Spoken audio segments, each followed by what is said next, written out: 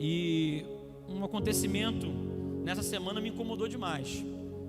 Quem viu a abertura dos Jogos Olímpicos aí diz amém. Vocês viram o que fizeram lá, irmãos?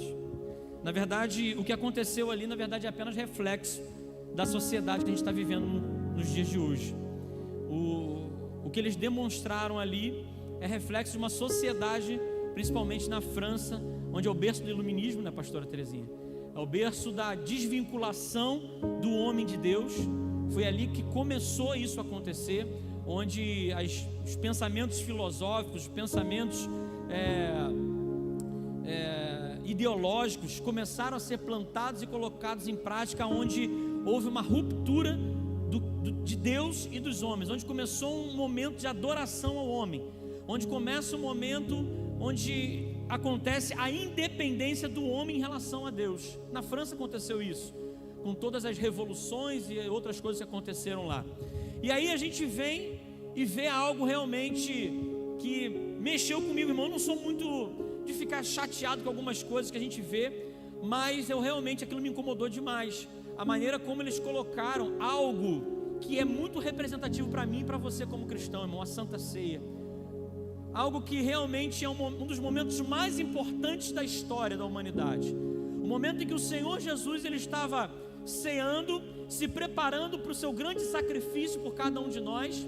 O momento em que ele estava ali juntamente com os seus discípulos, dizendo as suas últimas palavras juntamente com eles, e dizendo inclusive que aquilo era uma ordenança, um sacramento que eu e você deveríamos fazer durante toda a nossa vida aqui na terra.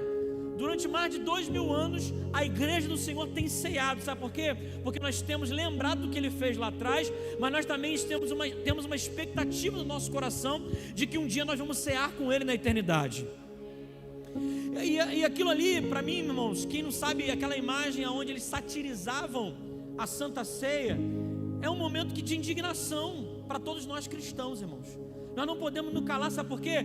Porque em todo tempo o inimigo tem tentado atacar as famílias.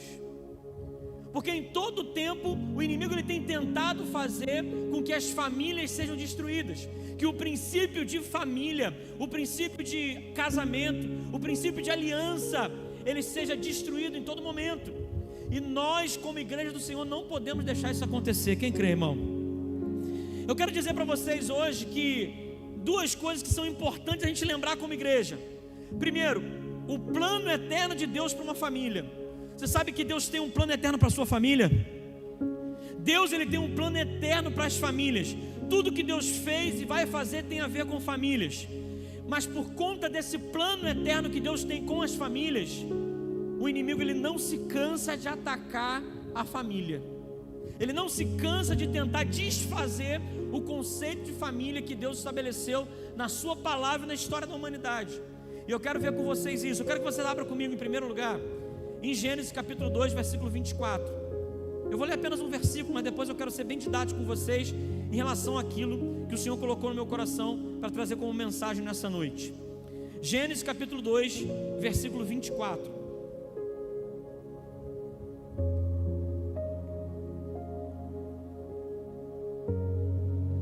Diz assim a palavra de Deus: por esta razão, o homem deixará pai e mãe e se unirá à sua mulher, e eles se tornarão uma só carne. Feche teus olhos, irmãos.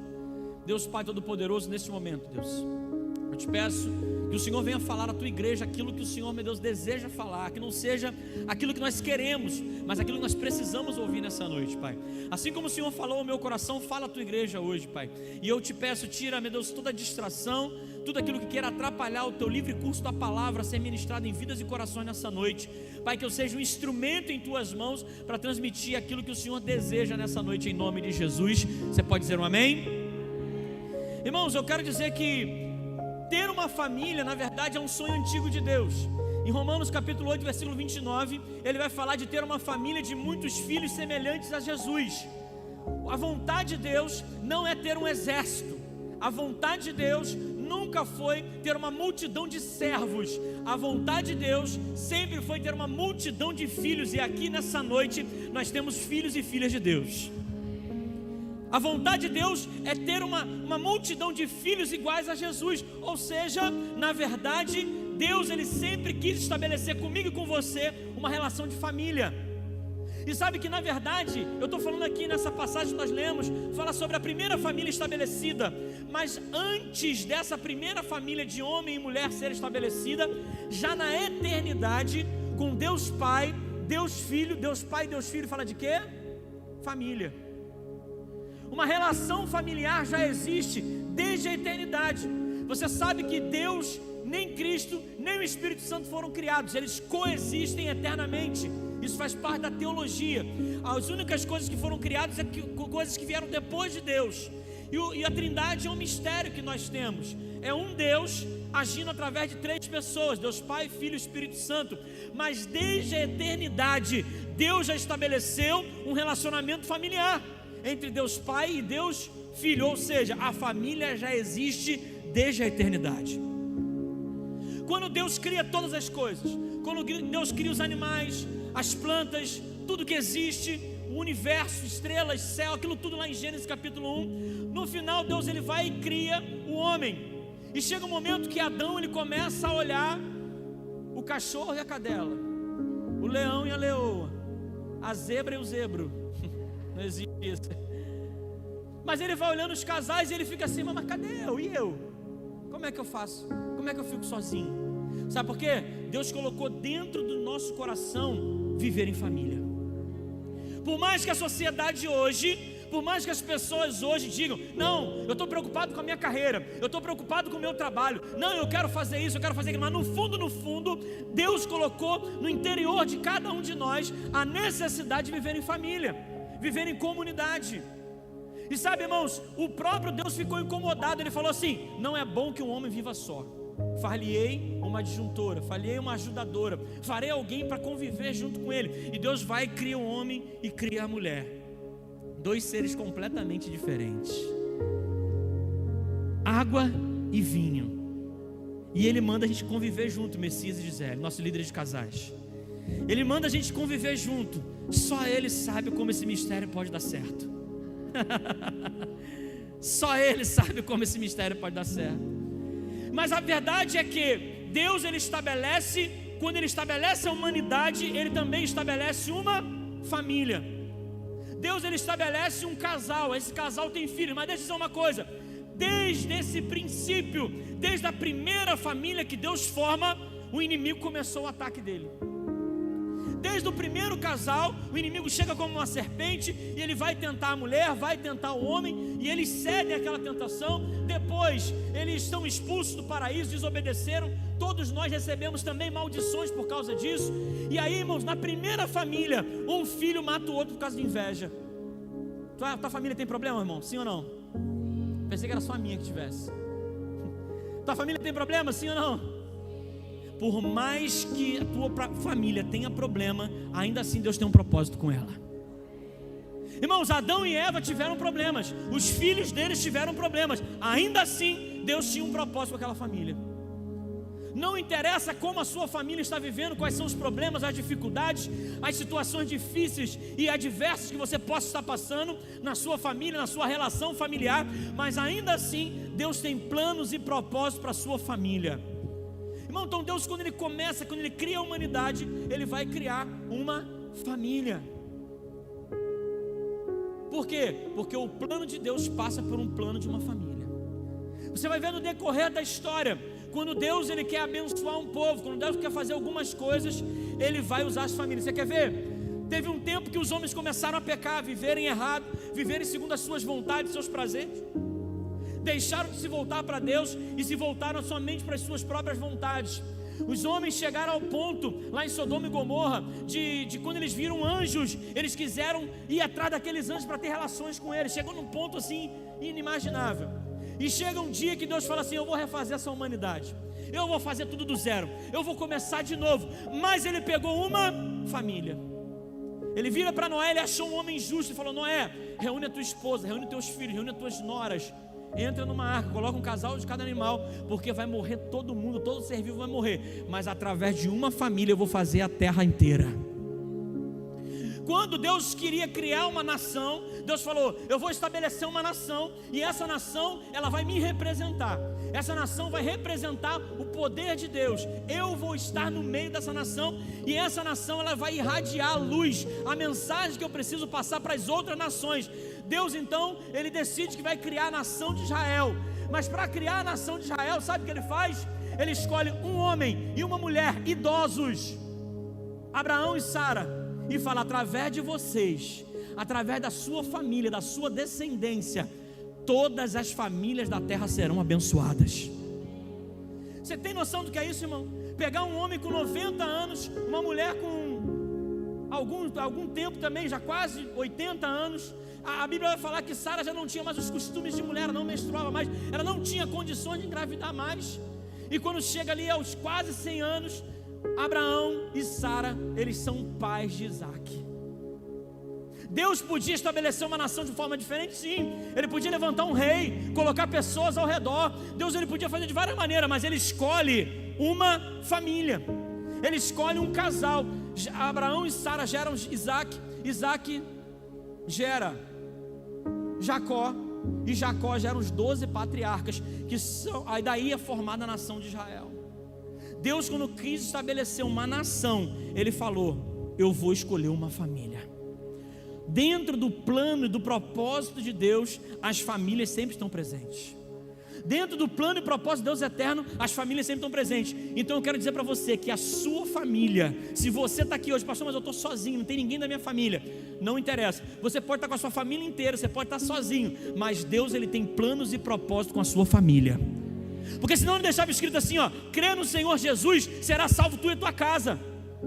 Ele não deixaria escrito isso para mim e para você, porque a salvação é individual, é verdade. A decisão de se entregar a Cristo é individual, é de cada pessoa. Mas o propósito de Deus é com a tua casa, é com a tua família. Você precisa crer nisso. Você precisa acreditar: pastor, mas a minha família é muito complicada, meu casamento é muito conturbado, essa relação minha com meus filhos é uma coisa muito complicada. Irmão, não interessa como é a família, Deus tem um propósito e um plano. Ele vai mudar a tua família se você crer. Você quer um milagre maior do que esse? 2 idosos serem pais, gerarem uma nação inteira. Quando Deus quis abençoar as famílias da terra, Ele abençoou uma família e deu promessa para aquela família.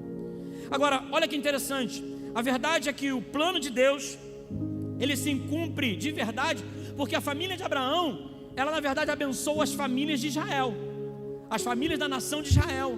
Mas chega um tempo que aquela promessa que Deus tinha feito a Abraão, ela precisava se tornar realidade, que era o quê? A família e a descendência de Abraão abençoar todas as famílias da terra. E quando isso aconteceu, irmão? Aconteceu quando Cristo veio à terra. Agora olha que coisa interessante. Jesus, ele poderia descer nas nuvens em glória e todo mundo ver, e ele ficar aqui durante 3 anos pregando o evangelho, ensinando, e no final ele poderia morrer, poderia se sacrificar, poderia ser qualquer uma dessas coisas, poderia acontecer. Mas preste atenção, irmão: o que Deus Pai Todo-Poderoso decide fazer é mandar Cristo como uma criança no ventre de uma mulher. Deus Pai, ele faz assim: Espírito Santo vai lá e gera em Maria, uma mulher abençoada, uma jovem temente a Deus, uma jovem diferenciada em relação às outras. Eu quero que você vá lá e gere dentro dela, como todas as pessoas são geradas, um embrião. E desse embrião vai desenvolver um feto. Desse feto vai nascer uma criança. E essa criança vai ser o Messias, o Salvador do mundo. Meu filho que está na minha destra, ele vai ao mundo através do seio de uma família. Cristo, nosso Senhor, nosso Salvador, nosso Deus desde a eternidade, ele conviveu com o amor de pai e de mãe. Ele conviveu no seio de uma família. Tinha os seus avós, tinha os seus tios, seus primos. João Batista era primo de Jesus. Sabe, então ele teve a convivência familiar. Apesar de já ter a convivência eterna de uma família, ele veio à terra, ele veio ao mundo para nos salvar através de uma família. Poderia ser de qualquer outra forma, mas Deus escolheu usar uma família, porque a família faz parte dos planos eternos de Deus. A família faz parte dos planos eternos de Deus.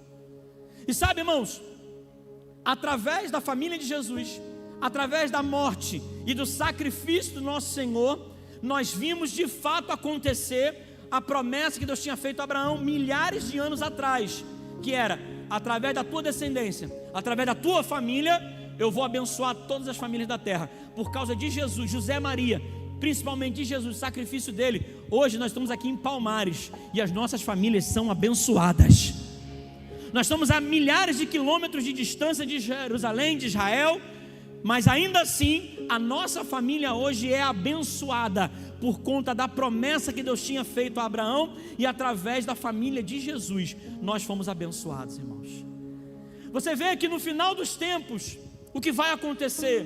Vai haver um grande casamento, porque a igreja ainda continua trabalhando e se estabelecendo através de famílias. Você sabe que depois que Jesus morreu, foi crucificado, morreu, ressuscitou no terceiro dia, ficou 40 dias com os discípulos, virou para eles e falou: olha, aguarde em Jerusalém até que do alto sejam revestidos de poder. E ali, depois desses 40 dias, depois de mais 10 dias, aqueles discípulos receberam o Espírito Santo e começaram a pregar o Evangelho. E quando eles começaram a pregar o Evangelho, eles começaram a ganhar famílias.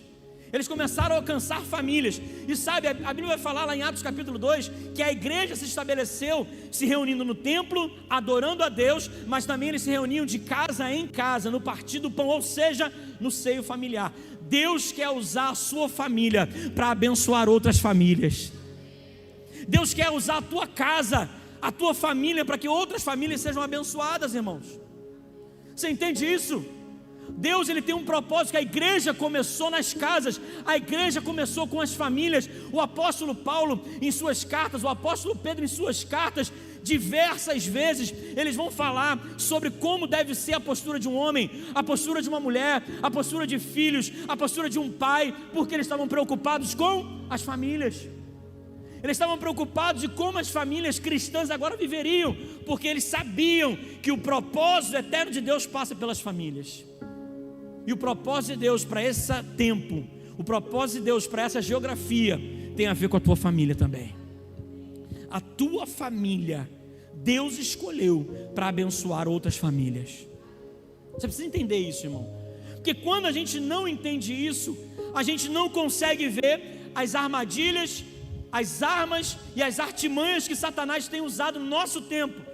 Na verdade, ele tem usado desde os tempos passados, mas algumas são mais efetivas para o nosso tempo. A gente não consegue perceber como o nosso inimigo tem trabalhado incansavelmente para que possa destruir as famílias, para que possa destruir o conceito de família, para que possa destruir a autoridade de pais e de mães, para que possa destruir a aliança do casamento. São várias armas, são várias estratégias que o inimigo tem usado no nosso tempo para que ele possa acabar de vez com o conceito familiar. Mas o Senhor deixou um guardião das famílias aqui na terra. Sabe quem é? É a igreja do Senhor. A igreja, irmãos, já parou para pensar o que seriam das famílias se não houvesse a igreja? Já parou para pensar como estariam as famílias hoje se não houvesse mais a igreja? Porque às vezes, mesmo dentro da igreja, nós temos dificuldades de nos mantermos como família. Mesmo servindo a Deus, nós temos dificuldade de resolver as situações das nossas famílias. Agora imagina, as pessoas lá fora, elas vão sucumbir a esse conceito familiar. A coisa é tão séria, irmãos, que o tempo todo é ataque. Você liga a televisão, você vai ver uma série, você vai ver um filme, você vai ver um noticiário. O tempo todo eles estão tentando incutir na nossa mente que o conceito de família bíblico, o conceito de família que nós cremos e acreditamos e vivemos até hoje, e que inclusive foi o conceito de família que nos trouxe até aqui hoje, ele está errado e equivocado. É o tempo todo eles batendo e fazendo com que a gente acredite que não seja mais. Agora, eu e você como cristãos, nós precisamos entender de uma vez por todas quais são as armas que o inimigo tem usado para que a gente possa combater cada uma delas. Quem quer aprender, irmão? Quem quer saber? E você vai ver que de repente tem coisas que pode acontecer comigo ou com você, e a gente precisa ficar ligado para não deixar que a nossa família seja destruída, porque o inimigo ele quer destruir a sua família. O inimigo não está feliz com o seu casamento. O inimigo ele não está feliz com o seu relacionamento. O inimigo não está feliz com a felicidade do Wesley, da Duda, de ter nascido Ravi. O inimigo não está feliz com Josué, sua esposa, por ter nascido a Ayla. O inimigo ele não fica feliz quando a gente celebra a família, quando a gente consagra crianças, quando a gente faz um casamento, quando a gente ora por aniversário de 5, 10, 15, 25, 50 anos de casamento. Sabe por quê? Porque tudo que ele quer fazer é destruir as famílias. E uma das armas que ele vai usar, irmãos, a primeira que eu quero falar com vocês é relativização da autoridade. Hoje há um trabalho muito ferrenho, muito firme para relativizar a autoridade no lar. Você vai ver, irmãos, marido, mulher, pais, filhos, todos são iguais, inclusive em termos de autoridade. Isso estabeleceu o caos nos nossos lares, na nossa geração, irmão. É claro que eu sei que diante de Deus todos são iguais. A Bíblia vai falar que não há homem e mulher, não há servo, não há livre, não há alto, baixo, todos são iguais perante a Deus em relação à salvação, em relação à aceitação. Mas Deus deixou estabelecido muito claro na sua palavra o papel de cada um. Deus deixou papéis para o homem, Deus deixou papéis para a mulher, Deus deixou papéis para os pais, para os filhos, para cada pessoa. E quando nós tentamos inverter, subverter esses papéis, sabe o que acontece? Uma família disfuncional, uma família doente, uma família que não vive segundo os padrões de Deus. Deus deixou bem claro aonde está o padrão de autoridade de cada um, aonde cada um vai usar, aonde cada um vai fazer e exercer a sua autoridade. Mas hoje está sendo muito difícil as pessoas entenderem sobre submissão e autoridade. Nós vemos uma geração que os alunos, eu vejo na escola, os alunos chegam, não respeitam o professor, não respeitam a direção da escola. Quando eu vou chamar os pais, aí eu entendo tudo. Porque ele não respeita os pais em casa. Não tem autoridade, os pais não têm mais autoridade em relação a alguns filhos. Às vezes vai chamar, o aluno aprontou alguma coisa, fez algo difícil na escola, e a gente vai chamar os pais para conversar, e falta o filho dar na cara do pai. Falta os filhos darem na cara da mãe. Aí a mãe, com toda a paciência, ele fez algo terrível, a mãe, ai filhinho, não faz isso, está errado. Na época minha mãe só virava a minha cara, pá. Minha mãe está aí, cadê minha mãe? Está aí, ó. Vocês, ó, dona Sueli, calminha desse jeito? Fala aí, Aninha. Aninha sofria. Aninha tinha mania de se meter em conversa de adulto, minha irmã. Ela tinha, tem gente, quem tem criança assim, irmão, é terrível isso, irmão. E aí quando tu é do mundo, né, tu é lá do mundão e tal, tá contando uma mentirinha. Já aconteceu isso? Você tá lá contando uma mentirinha para alguém, daqui a pouco, não, mas não foi assim não, mãe. É, irmão. Você começa a contar uma coisa, a criança se mete no meio. Minha mãe fala, para com isso, para. Teve uma vez, irmão, que ela estava conversando com a tia minha, daqui a pouco, Aninha, não, mãe, não, pá! Acabou a conversa, irmão. Acabou a conversa na hora. Sabe, irmãos, a autoridade está sendo relativizada. Esses dias eu estava lá na escola, e aí, irmãos, eu vi a gente viu uma cena que a gente teve que chamar os responsáveis. Tinham 4 meninas sentadas numa mesa, estavam conversando, tempo de intervalo. Daqui a pouco elas saíram, levantaram. Uma das meninas deixou um celular na mesa, e aí tinha um menino sentado sozinho numa mesa ao lado. E assim, irmãos, elas deram 2 passos à frente. O menino vem, irmão, ele é profissional, tá? Ele era profissional, porque na filmagem ele dá 2 passos assim, ele faz uma coisa com a mão que de repente some o celular e aparece em algum lugar nele. Era profissional. Ele passa a mão assim, o celular some, ele continua andando, ele passa pelas meninas e vai embora. Tempo depois as meninas percebem que estavam sem o celular, voltam na mesa, o celular não estava mais lá. E aí quando nós soubemos disso, o menino já tinha ido embora, nós ligamos para o responsável, e aí chegou o avô do menino, o avô inclusive era pastor. E aí o avô chegou lá, querendo saber o que tinha acontecido. Nós começamos a falar, ó, aconteceu isso, o menino, né, furtou o celular da menina, ele viu que, não, meu filho, meu neto, ele é da igreja, meu neto ora, meu neto toca no louvor, meu neto não mente, meu neto não xinga palavrão, meu neto não sei o que. Começou a falar do neto. Eu falei, Senhor, eu chamei ele no canto, né, falei, Senhor, eu também sou pastor, e assim, e eu sei que vai doer para o Senhor, mas eu vou mostrar para o Senhor o vídeo. O senhor neto pode não xingar palavrão, pode não fazer nada disso que o senhor falou, mas roubar, ele roubou pelo menos uma vez.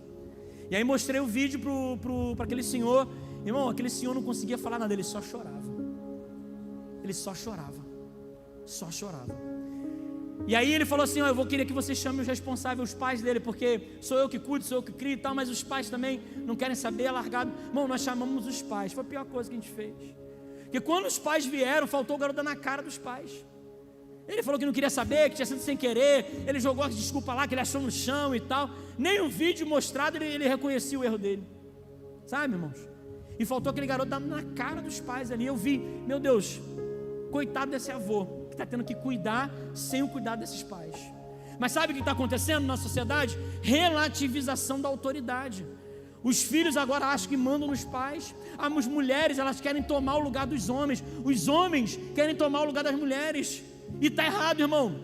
Quando você tira a posição que a Bíblia fala que você tem que ter na sua casa, você está fazendo com que a sua família possa fracassar lá na frente. Quando as mulheres tomam a rédea, que deve ser dos homens, e quando os homens tomam as rédeas, que deveriam ser das mulheres, provavelmente lá na frente o fracasso vai acontecer. Quando você dá total liberdade para os seus filhos, deles crescerem da maneira que eles acham, fazendo o que eles querem, da maneira que eles acham que tem que fazer, lá na frente você vai ter um problema. Nós não podemos deixar, sabe por quê, irmãos? As pessoas que hoje, crianças que não conseguem submeter aos pais, amanhã são adolescentes que não conseguem submeter aos professores na escola, e depois de amanhã são aqueles profissionais que não ficam no trabalho mais do que 2 meses, porque não conseguem submeter um patrão, não conseguem ter um negócio, porque nem liderar ele sabe, porque ele não sabe ser liderado, não sabe liderar também. Vai ter problema na sua vida profissional, ministerial, em todas as áreas da sua vida. Nós precisamos voltar biblicamente com a autoridade de cada um no lugar que deve ser colocado. Você crê nisso, irmão? Segunda coisa que o inimigo tem colocado sorrateiramente, quando nós vamos vendo nos filmes, nas séries, em coisas que na nossa sociedade é a relativação, a aceitação da infidelidade. Já viu como isso parece ser muito comum hoje no mundo aí fora? Você vai ver um filme, você vai ver uma série, você vai ver alguma coisa, parece que isso é comum, é natural. O nosso relacionamento é aberto. Nosso relacionamento é aberto. A gente pode ficar com quem quiser e tal, depois vai mentir, irmão. Quem consegue conviver com isso? No fundo você sabe que isso não está certo. Deus colocou um código dentro de nós, irmãos. E esse código mostra para a gente desde pequenininho. Quando a gente faz uma coisa errada, a gente sente que está fazendo errado, irmão. Quando a gente faz algo certo, a gente sente que está fazendo certo. E aí, irmãos, tem pessoas que estão relativizando isso. O cara é casado, a mulher é casada, chega sexta-feira, aí, sextou. E deixa sua mulher em casa, deixa seu marido em casa e vai curtir a night, vai curtir com os amigos. Daqui a pouco está na infidelidade, sabe, irmão? E isso tem se tornado cada dia mais comum, tem se tornado natural. Parece que na roda de homens, eu não sei porque eu não estou em roda de mulheres, mas pelo que eu fiquei sabendo aí, mulher fala muita besteira também.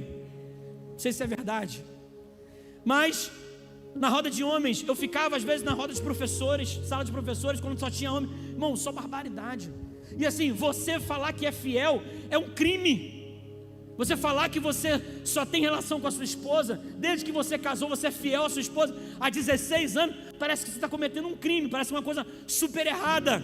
Pode ser até que um ou outro também pense dessa forma, mas ele não tem coragem de falar. Para entrar na roda, ele tem que falar que trai também, porque se tornou tão banal a infidelidade. Porque em séries, em filme, você está feliz? Não. Então vai lá procurar a tua felicidade. É assim que eles falam, irmão. Sorrateiramente o inimigo ele tem implantado isso no coração das pessoas. E cada vez mais isso tem se tornado normal na nossa sociedade. Terceira coisa, o enfraquecimento da aliança matrimonial. Você já viu a quantidade de divórcios que acontecem hoje, irmão? Eu não estou aqui para falar contra você que já se divorciou, não é isso que eu quero falar aqui hoje.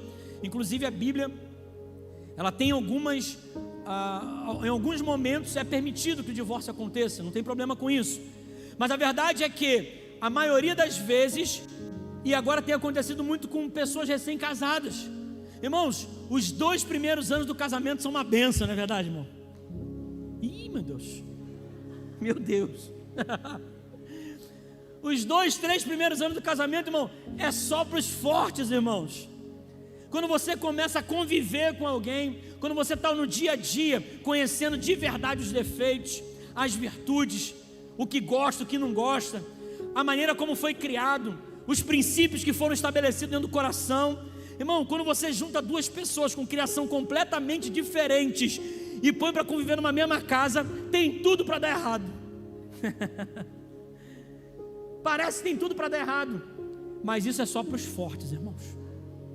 Tem pessoas que por causa de problemas banais têm separado, por causa de problemas triviais, coisas que acontecem com qualquer pessoa, com qualquer casal, tem terminado o seu casamento. Tem uma cantora agora, gospel, que casou com um jogador de futebol, acho que não durou 2 meses o casamento da menina. Eu não sei o que aconteceu, irmão, mas acabou rápido, logo depois acabou. Então tem sido banalizado a aliança. Irmão, quando eu estou diante desse altar, eu faço um voto, falo que eu vou na alegria, na tristeza, na doença e na saúde, até que a morte nos separe. O plano de Deus é que o casamento dure eternamente, dure para sempre. O plano de Deus é dessa forma. Eu sei que pela maldade do homem, pelas situações que acontecem, às vezes não tem como levar um casamento até o fim, mas é por conta de coisas que a Bíblia garante essa separação. Mas se não for isso, irmão, nós temos que lutar, nós temos que batalhar, nós temos que entender que é um plano de Deus a minha família ser abençoada. É o plano de Deus que a sua família abençoe outras famílias. E de repente a dificuldade que você está passando hoje vai servir de testemunho para que outras pessoas possam superar a mesma dificuldade que você. Entende isso, irmão? E uma outra maneira de também enfraquecer essa aliança matrimonial é o que o inimigo tem trabalhado nos dias de hoje. Ah, você gosta dela? Você gosta dele? Então vamos morar junto, vai viver junto. E aí ficam às vezes sem nenhum tipo de impedimento legal para que possam realmente fazer a sua aliança matrimonial, sem nenhum tipo de impedimento. Tem pessoas que têm impedimentos jurídicos de outras formas e por isso não se casaram ainda, mas tem pessoas que não têm nenhum tipo de impedimento, mas ainda assim elas resolvem continuar morando juntos. Sabe o que está fazendo? Você está enfraquecendo uma aliança estabelecida por Deus. Você está sendo influenciado por um pensamento mundano, pelo pensamento do mundo, um pensamento lá de fora. Meu irmão, juntou, como é que é? Juntado é, como é que é o negócio, um ditado? Unido com fé, casado é. Tem um ditado. Esses ditados, eles vão trazendo alguns princípios que na verdade não são bíblicos. Isso aqui, irmão, não é só um anel. Isso aqui não é só um anel. Isso aqui é um símbolo de uma aliança que eu fiz com a minha esposa, mas principalmente eu fiz com o meu Senhor, de fidelidade, de cumplicidade. Eu preciso, irmãos, estabelecer dentro daquilo que eu acredito ser verdade, uma aliança verdadeira.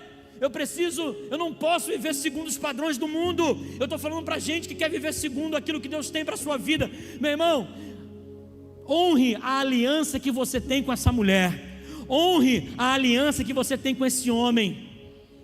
Honre de todas as formas que você possa honrar. E para honrar, eu vou ter que abrir mão dos meus conceitos. Eu vou ter que abrir mão das minhas prioridades, Messias.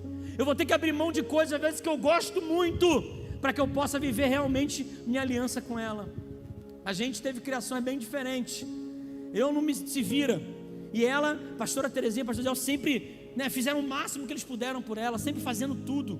E eu eu corria atrás das minhas coisas. Minha mãe sempre me ajudou também, meu pai, mas eu sempre fui correndo, metia a cara e fazia as coisas. Quando a gente casou, a verdade era uma pessoa que sempre resolveu tudo e uma outra pessoa que precisava de outras pessoas para resolver. E no início foi terrível, irmãos, porque eu achava que ela tinha que se virar e resolver tudo, e ela achava que eu tinha que fazer tudo para ela. Então no início foi muito complicado, porque eu tinha um conceito, ela tinha outro, até a gente chegar ao equilíbrio. Eu sou um homem, eu sou o protetor, eu sou o provedor, eu vou resolver coisas para ela sim. E até ela também descobrir, cara, eu também não posso ficar 100% dependente de todo mundo, eu preciso resolver algumas coisas. E aí chega o equilíbrio, o amadurecimento vai acontecendo, irmão. Tem gente que casa e quer viver como solteiro. Tem gente que casa e quer viver a vida que tinha antes. Não vai dar certo, você vai enfraquecer a aliança matrimonial. Eu me lembro que quando a gente casou, eu gostava muito de jogar videogame. Jogava videogame o tempo todo, eu já trabalhava, tinha minhas coisas, mas jogava videogame. Eu passava o dia inteiro jogando campeonato de bomba pet, futebol. Quem é da época do bomba pet aí diz amém. Jogava futebol. E aí tem uma vez que eu comprei uma guitarrinha, daquele Guitar Hero. Quem lembra desse Guitar Hero jogo? E aí era uma guitarrinha que você conectava lá como controle e tal. Irmão, ela falou tanto no meu ouvido. Ela falou tanto. Ela falou tanto. Meu irmão, que teve uma hora que eu peguei aquela guitarra e plá, acabou, não tem mais guitarra nessa casa. E ela deu glória a Deus. Mas até eu entender o que, irmão? Que não é mais a minha vontade agora, irmão. A nossa vida é junto, não é mais uma vida individual. Não é mais uma vida sozinho. Agora tem uma vida, eu junto com ela. Eu sou responsável por ela e ela é responsável por mim. E nós pelos nossos filhos. Você entende, irmão? Próxima coisa, frieza nos relacionamentos. O que é frieza nos relacionamentos? Já viu quantas coisas tem para nos distrair, irmão, hoje? É rede social, é série, é Netflix, é um monte de coisa que vai nos distrair. É o tempo todo, irmão. E parece que quando a gente está na rede social, o tempo passa diferente. Sei lá, vou 5 minutinhos olhar aqui meu Instagram, passa 2 horas. Vou 5 minutinhos olhar um videozinho no TikTok, passou 3 horas. E você vendo vídeos curtos de 1 minuto, mas aquilo vai tomando o teu tempo. Vai tomando o teu tempo. Aí você sai do Instagram, aí você vê que tem notificação no WhatsApp, aí você lê as notificações do WhatsApp, aí você tira e vê que tem vídeo novo no TikTok, aí você tira no TikTok e vê que tem vídeo novo e notificações naquela postagem que você fez no Instagram, e assim você fica enredado. E às vezes tem 4, 3, 4, 5 pessoas na mesma casa e todo mundo com o celular na mão. Aí você vai falar com a esposa: filha, a comida está pronta? Manda pelo WhatsApp. Você está na sala, lá na cozinha. Sério, irmão, sério, eu já falei uma coisa que, meu irmão, os caras são do capeta que faz série. Não é possível, irmão. Eles sabem amarrar a nossa vida. O cara faz um episódio, tá tudo bem, tá tudo tranquilo. Falta 1 minuto para terminar. De repente acontece tudo de ruim. Pá, no episódio, meu Deus do céu, o que vai? Aí acaba no meio daquele negócio. Tu fala: eu tenho que ver o outro. Eu tenho que ver, eu não posso dormir sem ver o outro. Aí você vê o segundo, aí começa tudo tranquilo de novo. Aquilo que você pensou nem era. Fica tudo tranquilo. No último minuto, desanda tudo de novo. E aquilo fica te prendendo, irmão. E você passa horas e horas vendo uma série, maratonando uma série. São coisas que vêm distraindo. Mas sabe qual é o problema? Quando isso traz frieza para dentro do lar.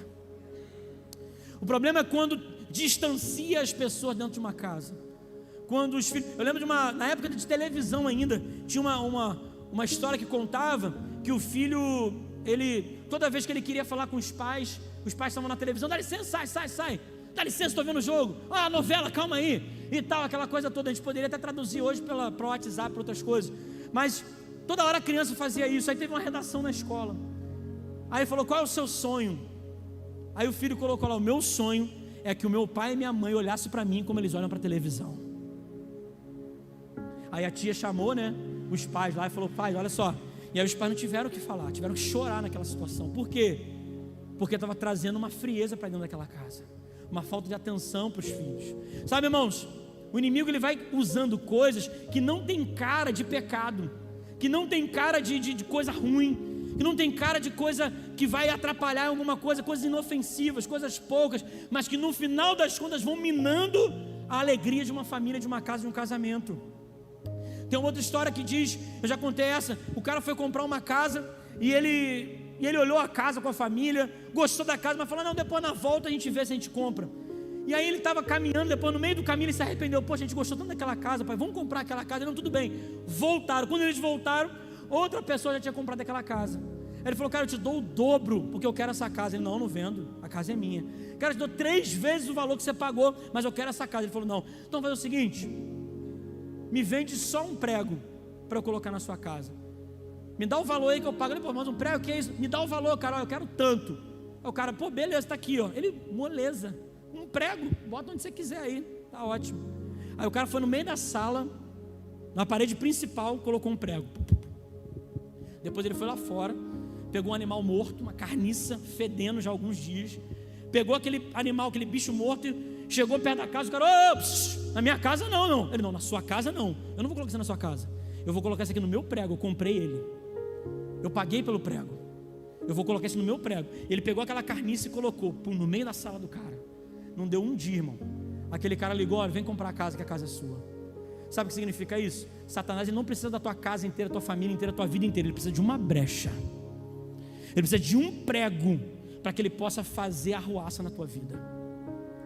Ele precisa de uma brecha que você esteja dando para que Ele possa chegar e fazer o que Ele quer na sua vida, e acabar com a alegria, com a paz, com a harmonia na tua casa e na tua família. Você precisa abrir uma brecha só para que Ele possa fazer o que Ele quer. Irmãos, a indisciplina é algo que tem feito muitas famílias viverem infelicidade, porque filhos sem limite, é o fruto da psicologia moderna. Nós só podemos conversar. Tinha uma professora, a coordenadora pedagógica na escola que eu trabalhei. Irmão, o filho dela chegava tocando terror na escola, derrubava vaso de planta, fazia um monte de coisa e tal, aquela coisa toda. Criança agitada, irmão, eu sei que é normal, criança agitada acontece. Mas ela chegava perto do garoto e falava assim: filhinho, olha a plantinha, ela vai chorar se você fizer isso com ela. E ele olhava para a cara dela, falei: meu Deus. Sabe, irmãos, eu lembro que minha mãe, quando ela ia bater na gente, a gente tinha um macete, né, Aninha? A gente corria para debaixo da cama. A gente saia correndo, quando dava tempo, né, irmão? Porque tem o chinelo teleguiado de mãe, né? Tem a mãe, quando ela mira o chinelo, irmão, ele vai lá na porta, volta e tem na tua nuca assim, ó. Mas a minha mãe, ela vinha correndo, a gente entrava para debaixo da cama, pum. Aí quando ela estava com muita raiva, o que ela fazia? Ela arrastava a cama. Aí o que a gente fazia? A gente rolava junto com a cama. Aí ela arrastava para o outro lado, a gente rolava para o outro lado. Aí ela ficava injuriada. Aí, irmãos, a gente deixava passar um tempo. Aí depois que passava um tempo, a gente falava assim: mãe, já passou? Aí na maioria das vezes era verdade. Ela falava: já passou. A gente saía, não acontecia nada. Mas algumas ela pegava a gente assim mesmo. Aí eu lembro uma vez, meu irmão mais novo, Júnior, ele entrou embaixo da cama, pum, fez a mesma coisa. E aí passou tempo lá, ele dormiu debaixo da cama, irmão. Dormiu debaixo da cama. Daqui a pouco minha mãe deu conta assim: ué, cadê Júnior? Eu falei: cadê ele? Aninha, a gente era criança ainda pequeno, começamos a correr nos vizinhos, começamos a correr no bairro, a gente morava em Cosme nessa época. Cadê Júnior? Apavorado, desesperado e tal, e corre atrás dele para um lado e para o outro e tal. Daqui a pouco a gente volta para casa, liga para o meu pai, estava no trabalho, não sei o que, enfim. Irmão, daqui a pouco surge ele com remela, cheio de bala na cara assim, debaixo da cama. Aí minha mãe: tu estava onde? Aí eu me escondi, estava debaixo da cama. Tomou uma surra. Apanhou porque estava debaixo da cama. Ficamos felizes porque ele estava lá, mas depois, né? Irmão, é claro, irmão, que eu não estou falando aqui, eu não estou falando de espancamento, né? Uma varadinha, uma palmada no bumbum, uma chineladinha, faz mal a ninguém, irmão. Faz mal a ninguém, irmão. A Bíblia fala sobre a correção com a varinha, faz mal a ninguém, irmão. É claro que a gente não vai bater em criança como bate em adulto, é claro que não vai fazer, né, coisas que de repente lá no passado era normal, né? Porque lá no passado aprenderam dessa forma e replicavam aquela grande violência, espancamento, é disso que a gente está falando. Mas uma correçãozinha, irmão, faz mal a ninguém. Estamos aí até hoje, ó, tranquilão, sem trauma. Vou passar no encontro de novo agora, mas sem trauma. Brincadeira. Sabe, irmãos, mas para quê? Para lá na frente a gente vê que as nossas atitudes boas têm consequências boas para nossas vidas, mas as nossas atitudes más têm consequências ruins para a nossa vida. É ali que você está pedagogicamente usando e ensinando. Agora, tem pais que gostam muito de corrigir, tem pais que gostam muito de disciplinar, de castigar, mas na hora de dar um elogio e falar que o filho fez algo bom, não fala. Precisa falar também. Precisa falar quando o filho faz algo certo, quando faz algo que foi bom. Às vezes não foi exatamente como a gente queria, mas ele tentou, sabe, irmão? Dá aquela força, dá aquela moral. Pô, filho, parabéns, muito bom. O que ele está tentando fazer, e você: não está bom, não é desse jeito e tal. Tenta dar uma, né? Pô, parabéns, meu filho, pela iniciativa, foi muito bom. Tá? Na próxima pode fazer assim um pouquinho melhor e tal, mas tenta também dosar, sabe por quê? Tem pessoas que crescem traumatizadas por causa dessas situações.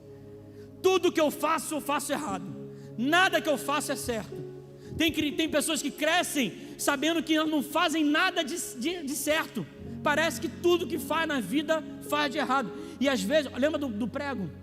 Satanás, que ele precisa? Às vezes Satanás só está esperando sair da tua boca, pai e mãe. Só está esperando sair da tua boca uma palavra de maldição para o teu filho, que ele vai pegar aquilo e vai fazer arruaça na vida do teu filho. Você não presta para nada, você não vai ser ninguém. Desse jeito você não vai conquistar nada na tua vida. Você é uma mulherzinha para o menino, sabe? São coisas que a gente às vezes vai falando para os nossos filhos, e Satanás vai lá, pega aquilo como prego, e ele acaba com a vida dos nossos filhos, acaba com a mente, com o psicológico. Mas a correção, irmãos, um castigo. Irmão, adolescente, ficou adolescente, não tem mais graça. Eu lembro quando minha mãe vinha me bater, eu já adolescente, ela vinha com o chinelo, ela batia, eu ficava de boa, tranquilão, ela ia batendo, daqui a pouco a mão dela já estava doendo, não tinha mais graça, porque tu cresceu. Agora não é mais assim que acontece. Às vezes a gente até fingia, ai, tá doendo só para acabar logo. Mas na verdade, é que no adolescente, quer castigar um adolescente, irmão? Tira a internet de casa. Meu Deus, parece que vai, meu irmão, vai morrer. Tira o celular, videogame, irmão, parece que vai acabar o mundo. Lava a louça, olha uma benção, irmão. Faz umas coisas que você nem imagina que faria. Não adianta bater, daqui a pouco passa, mas tira o negócio, irmão, é uma benção isso. Mas é o que? Irmão, educar dá trabalho. Por isso que a nossa geração agora, os pais vão lá e fazem a parte boa do relacionamento, mas aí quando engravida tem filho, o que acontece na maioria das vezes? Coloca na mão dos avós para cuidar.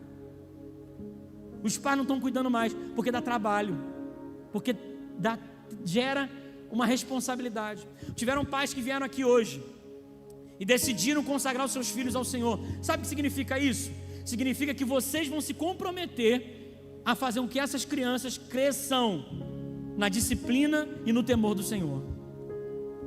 Os casais, juntamente com seus familiares, têm a responsabilidade. Eles estão diante desse altar, apresentando ao Senhor. Ficou bonita essa tela, irmão, não ficou? Agora que eu estou vendo que depois pintou de branco, ficou bonito. Aqui as crianças foram apresentadas ao Senhor. Esses casais que estão aqui, eles estão aqui fazendo o quê? Eu estou me comprometendo a criar e a guiar a Ayla e o Ravi na presença do meu Senhor. Dar exemplo para eles de pais responsáveis, de uma vida segundo a palavra de Deus.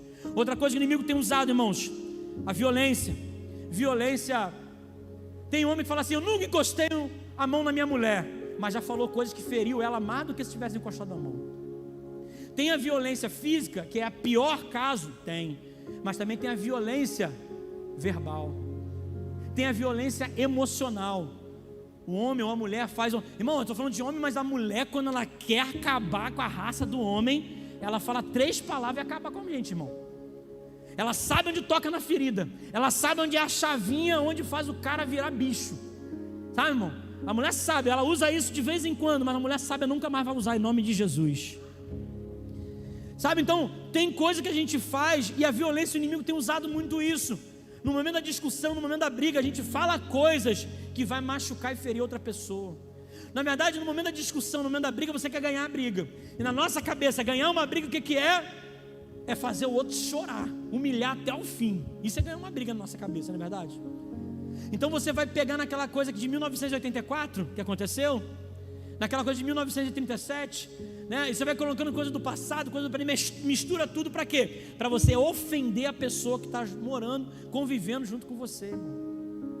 E essa violência verbal, física, qualquer jeito que seja, emocional, tem feito muitos casamentos, muitas famílias serem destruídas por causa disso. E o inimigo tem usado isso para que famílias sejam destruídas, irmãos. Às vezes filhos que veem essa discussão e a briga o tempo todo dos pais, eles vão replicar isso nos seus relacionamentos também. Mas o Senhor, Ele quer salvar, e o Senhor tem propósito com a sua família. O Senhor, hoje nessa noite, eu estou aqui mostrando para vocês algumas artimanhas, algumas armas do inimigo. E a última que eu quero falar aqui, eu estou mostrando isso para vocês, para que vocês reconheçam isso. Seja em vocês, em primeiro lugar, ou seja de repente em pessoas que estão convivendo com vocês, para que a gente possa salvar as famílias, para que as famílias não sejam destruídas, para que o inimigo não entre mais sorrateiramente sem você perceber. Hoje o Senhor está abrindo os teus olhos para que você veja aonde você pode mudar, aonde pode acontecer alguma diferença. Para quê? Para que a sua família seja restaurada. E a última coisa que eu quero falar com vocês é a desconstrução do nosso gênero, da nossa masculinidade, da nossa feminilidade. É onde o inimigo tem trabalhado muito forte nessa geração, irmão. Essa teoria, né, essa ideologia de gêneros é algo tão absurdo que resumidamente, você não pode considerar o gênero, o sexo que essa criança tem. Por exemplo, o Ravi nasceu, a Duda e o Wesley não pode colocar azul nele, não pode dar carrinho para ele, não pode influenciar ele ser um menino. A Ayla nasceu, eles não poderiam ter colocado rosa nela, eles não podem dar boneca para ela brincar, eles não podem influenciar na escolha que deve ser tomada daqui a algum tempo. Eles não são meninos ou meninas, eles vão daqui a algum tempo, quando eles tiverem consciência, tomar a decisão de se eles vão ser meninos ou meninas. Irmãos, isso é a coisa mais absurda que pode ser falada, mas é um absurdo tão repetido, que as pessoas têm assimilado e aceitado isso como uma verdade. Olha para essas crianças, olha para o corpo delas, como Deus fez, é assim que Deus quer que elas sejam. Olha para a biologia, irmãos, olha como elas foram concebidas. É só olhar para o Ravi, é só olhar para a Ayla, e você vai ver que é um menino e uma menina, irmão. Mas de tanto repetir, de tanto falar, as pessoas já têm aceitado isso, irmãos. E eu quero aqui deixar muito claro, eu não tenho nada contra pessoas que tenham algum tipo de desejo homossexual, e são muito bem-vindas na nossa igreja. Eu quero deixar isso muito claro, porque uma pessoa que luta contra os seus desejos homossexuais não é diferente de um homem, de uma mulher casado, que sente vontade de ter relações com outras pessoas que não são o seu cônjuge. São pecados, são coisas que a Bíblia condena, e todas elas precisam ser vencidas. Jejum, oração, conhecimento da palavra, tanto aquele que tem desejo homossexual, quanto aquele que tem desejo de pecaminosos de qualquer outra natureza. O homossexualismo não é mais pecado do que qualquer outro pecado, irmão. Eu quero deixar isso muito claro. De repente pode ter alguém aqui nessa noite, ou alguém assistindo a gente, ou vai assistir depois dessa palavra, e tem desejos homossexuais. Irmãos, o Senhor, Ele te chama de filho, de filha amada. Mas você precisa abandonar o seu pecado, assim como eu preciso abandonar o meu, e todos nós precisamos abandonar os nossos. Nós não nascemos, nós não fomos gerados para viver segundo os nossos prazeres e segundo as nossas próprias vontades. Nós fomos gerados para vivermos a vontade de Deus aqui nessa terra.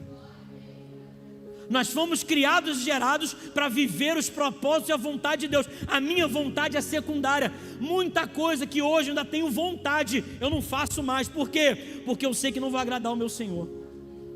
E assim a gente vai conviver muito bem. O problema todo são como é que é o nome? Ativismo. É o ativismo que quer fazer você acreditar que algo que não é segundo a vontade de Deus é natural e é normal. Se não é, irmãos, isso que a gente não pode aceitar. O que aconteceu nas Olimpíadas é uma tentativa cada vez mais de ridicularizar a nossa fé, ridicularizar aquilo que nós cremos, ridicularizar aquilo que nós pregamos, aquilo que nós vivemos. E sabe, muitos cristãos têm ficado calados diante disso.